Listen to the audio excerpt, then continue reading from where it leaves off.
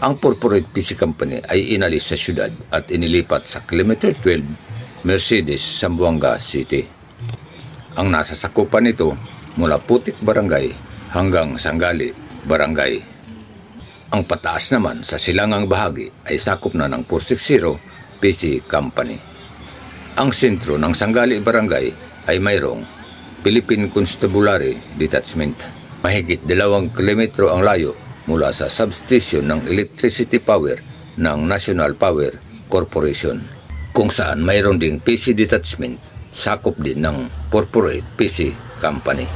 Ang mga detachment ay hindi malayo sa kalsada ng National Highway. Isang membro ng Sangali PC Detachment ang kinaibigan sa 2 tao. Sa bawat duty nito, pinupuntahan siya ng mga ito at may dalang magagandang isda, kaya mas napalapit ang kanyang loob sa mga ito. Isang maling pag-uugali ng isang sundalo pahawakan ang kanyang isyong baril sa isang sibilyan kahit panandalian lang. Sa madaling araw habang siya ay duty, pinuntahan siya ng mga ito.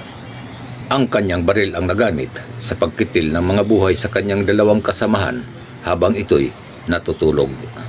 Hindi naman siya pinatay, subalit ang kanyang isyong baril ay dinala. Kaya 3 M16 rifle ang kanilang bitbit.